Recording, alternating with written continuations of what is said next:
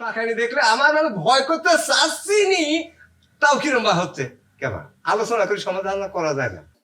আইন নিজের হাতে তুলে দেওয়া কি তোর ঠিক হচ্ছে? আইন আমার হাতে তুলে দিতে বাধ্য করেছেন ফুফা। সংলাপের অনেক সময় আপনি পাইছেন, তো আপনারা বিয়াত রাজি হন। আমাকে বাধ্য হয়ে এই কাজ করতে হচ্ছে ফুফা। এখন আর সংলাপ করার কোনো সুযোগ নাই। কেন তুই কি কথা করছো? কি কথা করছো? আমি রাজি না, আমি রাজি না, এই কথা তুই করছো? চাকরাদার তোর বাপ চাকরাদার করতে দেয় এই সরকারের ঘরে নাকি তার মিয়াক দেবি, এটা আমার দোষটা কত তুই দেখলু? হ্যাঁ, আমি রাজি হবো না কি জন্য কম? আমি সরকার, এই সরকার বংশের, তুই দুই চোখকে দেখতে পাচ্ছিস না, দুই চোখকেই দেখতে পাচ্ছিস না। আপনার দোষ নাই তাই করতে চাচ্ছেন? আপনার দোষ, আপনি আব্বাকে রাজি করাতে ব্যর্থ হয়েছেন। আর সেই খুশিতে আপনি কইছেন চাকলাদারের ঘরের মেয়েকে আপনি ঘরেই আনবেন না। আপনি আমাকে অপমান করেছেন, সমস্ত নারী জাতিকে অপমান করেছেন।